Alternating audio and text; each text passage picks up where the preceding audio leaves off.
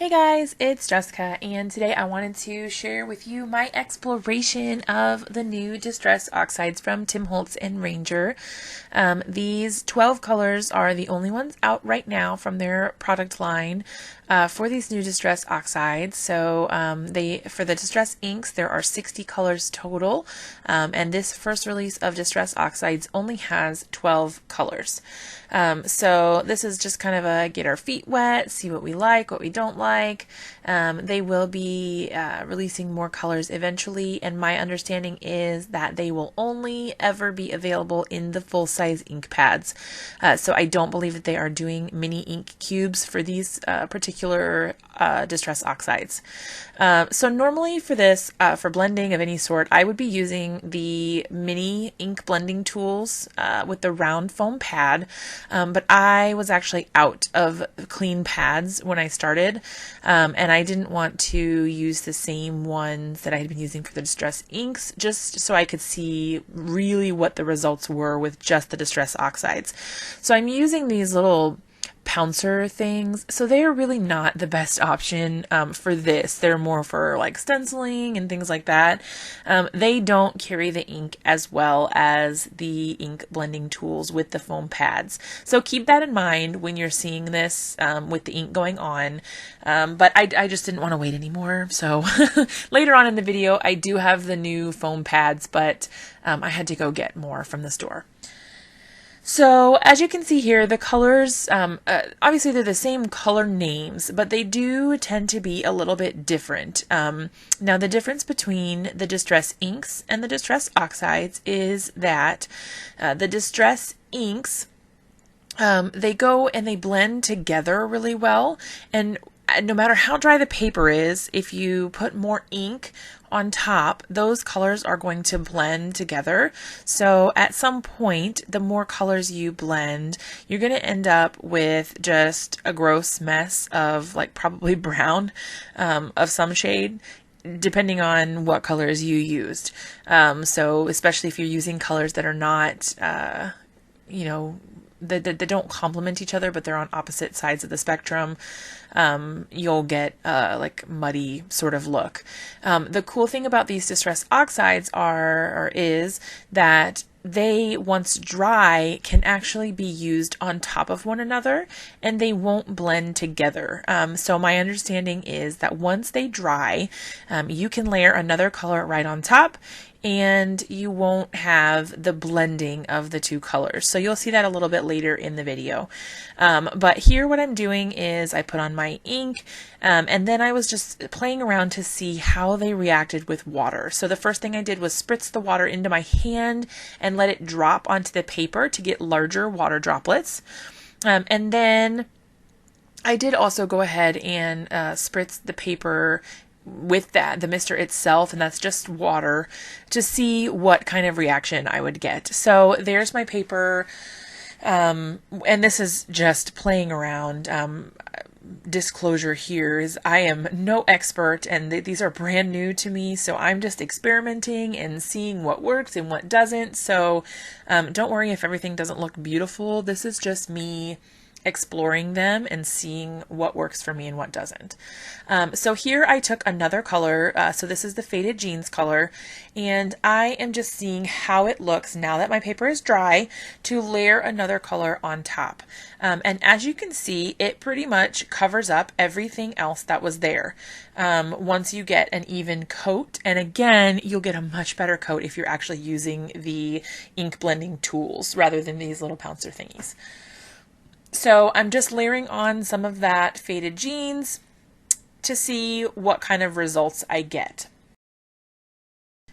So after I applied a decent amount of this Faded Jeans, I decided that I wanted to see what it would look like if I layered the Distress ink on top as well, just to kind of see what the difference was between the Distress Oxide and the Distress ink side by side.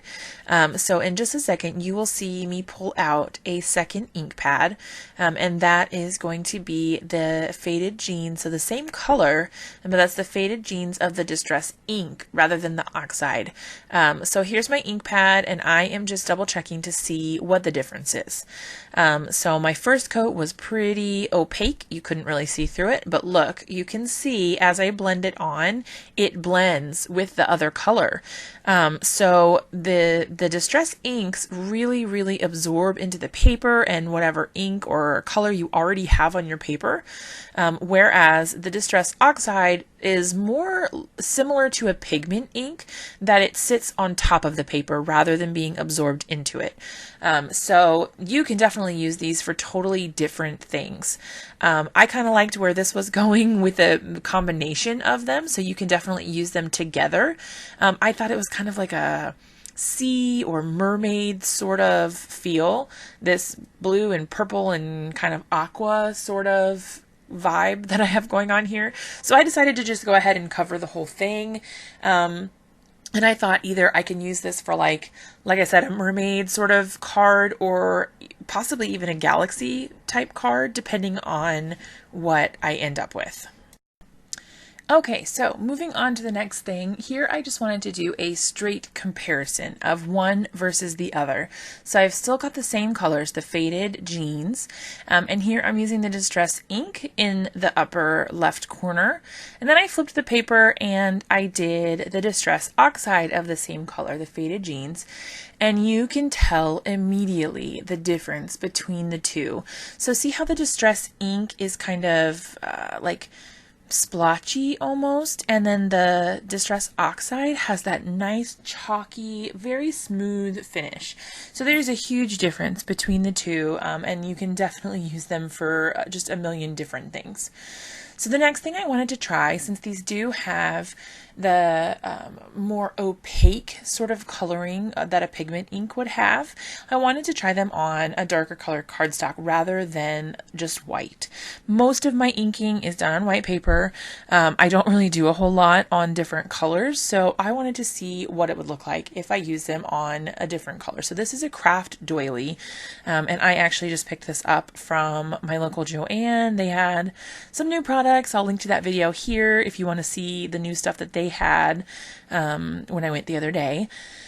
But I just picked this one up and I decided to just kind of do some random colors. I don't really know why I picked the fossilized amber and the vintage photo. They really don't go together. I guess sort of like a grungy, vintage maybe sort of look. I don't know. Don't judge me.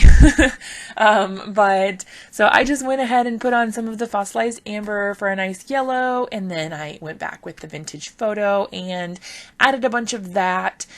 More than likely I would just be using a portion of this, so it doesn't really bother me that it's really not that pretty. So you can see that it does show up on the craft cardstock just the same as it does on the white cardstock. So that's pretty cool. So here what I've done is I wanted to test this with some of my normal techniques that I use pretty frequently. And one of those techniques is to heat emboss a background stamp with clear or white embossing powder, and then ink blend over top of that with my Distress inks. So normally, obviously, I would be using my Distress inks for this, but now I'm trying it here with the Distress Oxides. And I'm going to be totally honest, I was very unhappy with this when I first started. I thought, oh, it kind of looks muddy, like I don't get that nice pop of white, maybe because of the opaqueness or opacity of the oxide. Maybe it goes over the embossing powder. I didn't like it. I wasn't happy with it. And then I went over and buffed it with my paper towel to kind of get some of the stray ink off of my background stamp pattern. And it looked so much better, and I am absolutely in love with this. The white is so crisp and awesome, and the blues and greens are so vibrant and pretty. I just love it. It looks so cool. So then the next thing that I tried was I took this stamp set from Altenew called Beautiful Day, and this is a stamp layering set. And I wanted to try a couple different things with a few of the stamps from this set.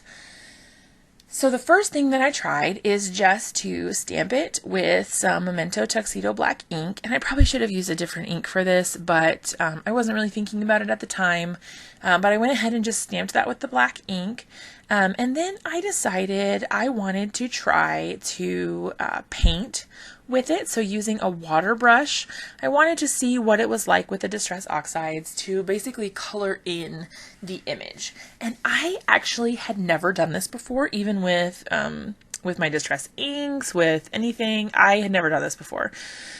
So forgive my initial mess up. It wasn't very pretty when I first started, but I thought the end result was actually pretty cool. And you can see a little bit here that my ink was bleeding. I'm not really sure. I'll have to do some research and see if there's a better ink to use for when you're using water. I use that Memento Tuxedo Black ink for pretty much everything, and it works well with the Copic markers, but maybe with water it's not as good of an ink to use. So I'll do some research and see what I can find there.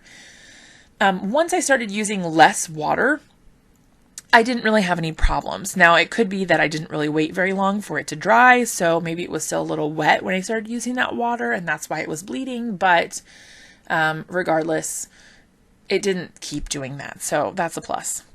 Now, I super duper duper sped this up so that you didn't have to sit here watching me for a million years color in this one flower. But I just went ahead, I mean, as you can see, I just put the Distress Oxide right onto my acrylic block, and I'm dipping the water brush in it and just applying it directly to my paper, and look how pretty that is. I thought that was really cool that you could do coloring like that with these Distress Oxides, just the same as you would with anything else. So the next thing that I decided to try was some stamp layering. Now, these inks are supposed to be better at stamping than the Distress inks were. The Distress inks always sort of gave like a blotchy, sort of distressed look when you tried to stamp with them. So they're not the best for stamping images, especially like text. I really had a hard time with if I ever tried to use my Distress inks. But these, since they have that more pigmented sort of look and feel to them, they should be better. Now, what I tried first was the opposite of what you would normally do, just because, like I said, I was experimenting and I wanted to see what these inks could do. So I put my dark color down first, and then I put my light color on top. Now, I did not wait for that bottom color to dry, so I may have gotten different results with putting the lighter color on top if I had allowed it to dry longer. So I may experiment with that more a little bit later, but you can still see the difference, which is really cool. So depending on the look that you're going for, that might work for you, and especially once they come out with more colors that are closer together, that might be a really cool option to use.